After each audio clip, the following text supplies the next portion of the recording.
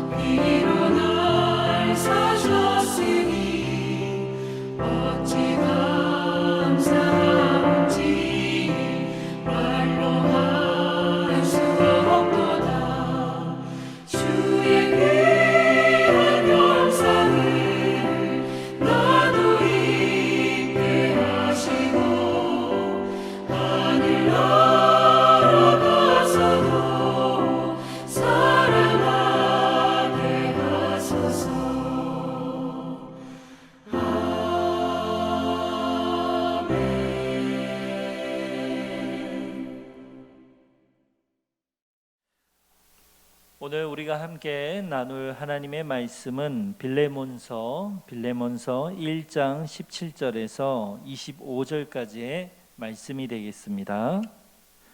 제가 읽겠습니다. 그러므로 내가 나를 동역자로 알진대 그를 영접하기를 내게 하듯 하고 그가 만일 내게 불의를 하였거나 내게 빚진 것이 있으면 그것을 내 앞으로 계산하라. 나 바울이 친필로 쓰노니 내가 갚으려니와 내가 이 외에 내 자신이 내게 빚진 것은 내가 말하지 아니하노라. 오 형제여, 나로 주 안에서 너로 말미암아 기쁨을 얻게 하고 내 마음이 그리스도 안에서 평안하게 하라. 나는 내가 순종할 것을 확신함으로 내게 썼노니 내가 내가 말한 것보다 더 행할 줄을 아노라. 오직 너는 나를 위하여 숙소를 마련하라. 너희 기도로 내가 너희에게 나아갈 수 있기를 바라노라. 그리스도 예수 안에서 나와 함께 갇힌 자 에바브라와 또한 나의 동역자 마가, 아리스타고, 데마, 누가가 문안하느니라. 우리 주 예수 그리스도의 은혜가 너희 심령과 함께 있을지어다. 아멘. 빌레몬서 1장의 말씀이죠. 어제에 이어서 오늘 이제 마지막 말씀, 바울이 이 빌레몬서를 쓴 본격적인 목적에 대해서 이제 나오고 있습니다. 이 빌레몬은 주인이고 바로 빌레몬의 종이 있었죠. 종 바로 오네시모입니다. 그리고 그 오네시모가 사도 바울을 만남으로 인하여서 그의 신분에 완전한 변화가 일어나죠. 예수 그리스도를 몰랐던 오네시모가 바울을 만나고 나서 그리스도인으로 개종하게 되는 사건이 일어난 것입니다.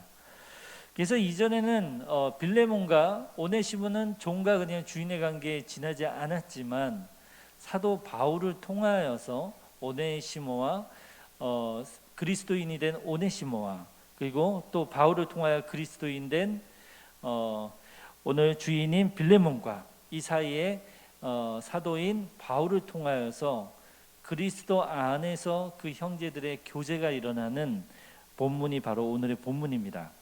오늘 본문을 통하여서 우리는 그리스도인의 교제, 믿음 안에서의 교제의 중요성에 대해서 우리는 인식할 수 있는 중요한 말씀들이 여러 부분에서 발견할 수 있습니다. 오늘 말씀 함께 나눠봅니다. 17절에 이 말씀들을 읽으면은 굉장히 뭔가 권위적이고 바울이 빌레몬에게 사도의 입장에서 높은 위치에서 부하에게 말하듯 말하고 있는 것처럼 딱딱하게 볼 수도 있지만 사실 이 말씀들을 하나하나 살펴보면은 그리고 원어의 말을 들어보면 아주 부드럽게 사도로서 명령을 할 수 있는 위치에 있는 바울이지만 그러지 않고 빌레몬을 존중하여서 자신의 사도권을 내려놓을 정도로 겸손한 마음으로 이 빌레몬에게 간청을 부탁을 하고 있는 이 톤이 바로 오늘 편지의 형식, 오늘 빌레몬서의 형식입니다. 바울은 첫 번째로 빌레몬을 향하여서 첫 번째 이제 부탁을 합니다. 그 첫 번째 부탁은 오네시모를 받아 달라는 것입니다. 14절에서 말한 것처럼 오네시모를 종 주인의 관계를 넘어 사랑하는 형제로, 사랑받는 교제로 그리스도 안에서, 믿음 안에서, 교제 안에서 동일한 형제로 받아들여 달라는 말입니다. 곧 그 관계를 인정하라는 말이죠. 빌레몬과 바울과의 교제를 전제로 만일 그 관계가 참이라면 당연히 오네시모를 받는 것이 빌레몬이 해야 할 바란 것을 바울은 이야기하고 있는 것입니다. 자발적으로 빌레몬이 그 부탁을 들어주기를 바울은 원하고 있는 그 마음이 담겨져 있습니다. 바울이 특별히 집중한 것은 오네시모와의 특별한 관계성에서부터 비롯된 것입니다. 그는 자신의 영적 아들이라고 10절에서 이미 표현하고 있지요. 그리고 심지어 12절에는 뭐라고 표현하고 있습니까? 바울의 오네시모를 내 마음이다 라고 표현하고 있습니다. 오네시모를 바울과 분리해서 생각하지 말아달라고 빌레몬에게 부탁을 하고 있는 것이죠. 이 관계성의 근거에서 오네시모에 대한 종의 더 이상 종과 주인의 관계로 태도를 갖지 말아달라고 부탁하는 것입니다. 사실 빌레몬의 입장에서는 쉽지 않은 일이죠. 오랫동안 자신의 종으로 있었던 그런데 마음대로 떠났던 그리고 다시 돌아온 그 종이었던 종으로 기억했던 그 오네시모를 그리스도 안에서 종이 아니라 더 이상 주인이 아니라 그런 관계가 아니라 그리스도 안에서 수평적인 한 형제로 그리고 바울을 맞이하듯 그렇게 오네시모를 자신의 종이었던 오네시모를 그렇게 받아들여 달라는 것, 이거 말처럼 쉽지 않은 일이죠. 그런데 6절에서 바울이 이미 이야기했듯이 이 모든 것 안에서 이게 가능하게 하는 것은, 종과 주인의 관계를 뛰어넘게 하는 것은 바로 믿음의 교제입니다. 그리스도 안에서 놀라운 신비죠. 신분의 귀천이 없는 것입니다. 신분의 지위, 누가 높고 누가 낮고 그런 것이 전혀 없는 것이죠. 이게 그리스도 안에서 있는 믿음의 놀라운 교제입니다. 같은 믿음을 공유하는 사람으로서, 그리스도인으로서 오네시모를 받아들여 주는 것이 마땅하다라고 바울은 이 빌레몬에게 설득을 하고 있는 것이죠. 바울이 빌레몬과 교제 관계가 있다면 또 다른, 내 마음이라고 표현했던 바울이, 또 다른 바울인 오네시모에게도 같은 교제의 문을 따뜻하게 열어주라는 뜻입니다. 18절 19절의 말씀을 보면 바울이 빌레몬을 향하여서 두 번째 이제 부탁을 하고 있는 본문이 나옵니다. 오네시모가 잘못한 게 있습니다. 그게 구체적으로 성경에는 기록되어 있지는 않죠. 하지만 말씀은 근거로 오네시모가 잘못이 있다는 걸 누구에게? 바로 주인인 빌레몬에게 잘못한 게 있다는 것을 알 수 있습니다. 오네시모의 잘못을 바울에게, 오네시모에게 돌리지 말고 허물과 가오가 있는 걸 내가 알게 되었다. 바울이 이야기하고 있는 것이죠. 빌레몬에게. 그런데 그 가오를, 그 잘못을, 오네시모의 잘못을 누구에게 돌리라? 오네시모에게 가혹하게 돌리지 말고 나에게 돌리라고 이야기하고 있습니다.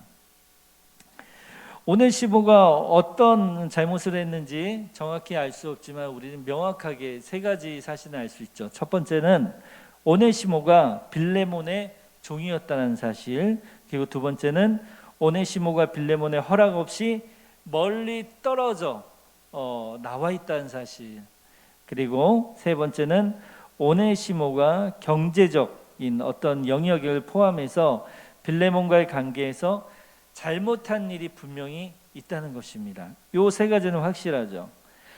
바울이 이 허물 가운데 바울이 해결하는 제시한 해결책은 뭡니까? 오네시모가 받아야 될 책임과 벌을 자신에게 돌리라는 거죠. 마치 예수 그리스도 그분을 떠올리지 않습니까? 그분께서 우리의 허물과 우리 죄를 위하여서 희생양으로서 십자가에서 돌아가셨던 우리 구원자 되시고 우리 친구 되시고 우리 주인 되시는 바로 예수 그리스도, 그분의 제자인 이 바울이 사도로서 그런 모습을 드러내고 있습니다. 마치 자식의 잘못을 아버지가 책임지듯 영적 자녀라고 일컬었던 10절에 오네시모의 잘못을 자신이 기꺼이 지겠다고 바울은 이야기하고 있습니다. 그리고 바울이라는 자기 이름을 언급하죠. 그 결심의 확고함을 전달하는 겁니다. 나 바울이 이름을 걸고 쓴다. 내가 갚겠다.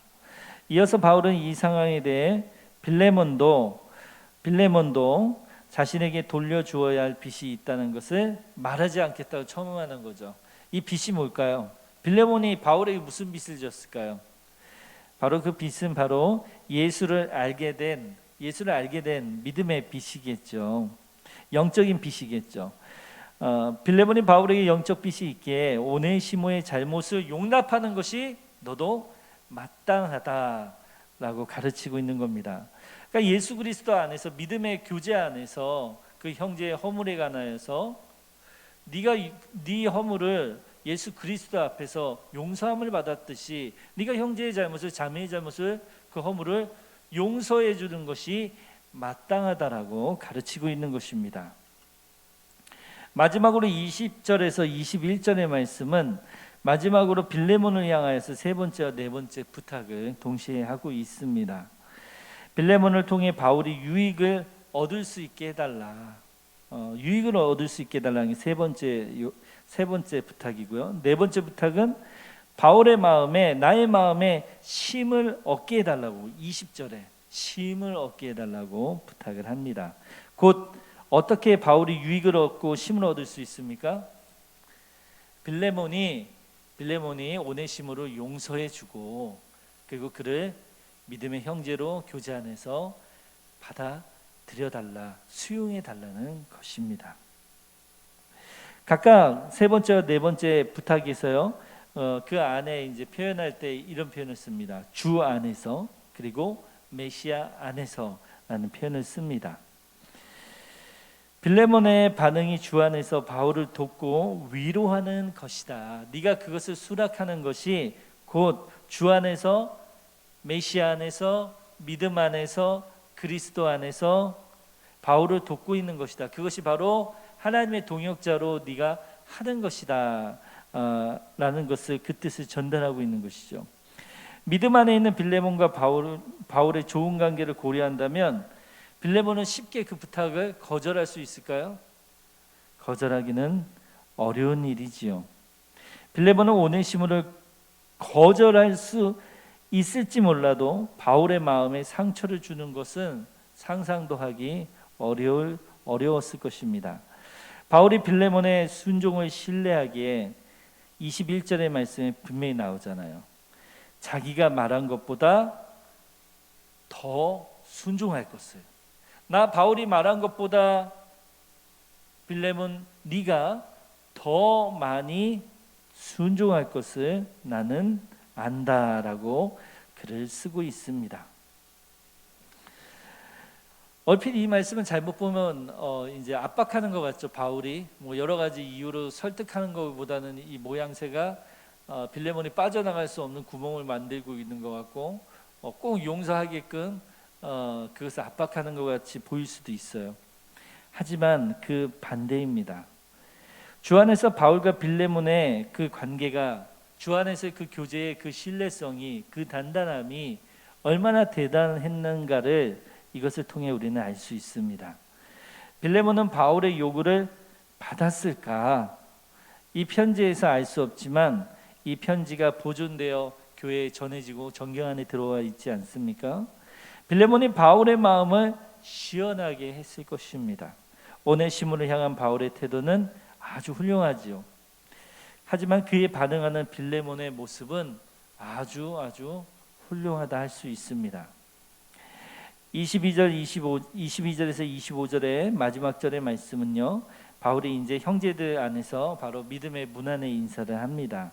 빌레몬을 향한 모든 요청을 끝낸 후에 그 당시에 이제 편지의 서식의 어떤 관행적인 인사죠. 바울은 자신의 방문 계획을 소개하고 편지를 정리합니다. 지금은 감옥에 있지만 빌레몬과 골로새 교회의 기도로 풀려날 것을 기대하고 석방되면 방문하겠다고 집을 마련해 달라고 부탁합니다. 이와 함께 갇혀있던 에바브로와 마가와 아리스다고와 데마와 누가의 문안을 전하고 예수 메시아로 인한 은혜가 있기를 바라는 축도로 편지를 마무리합니다.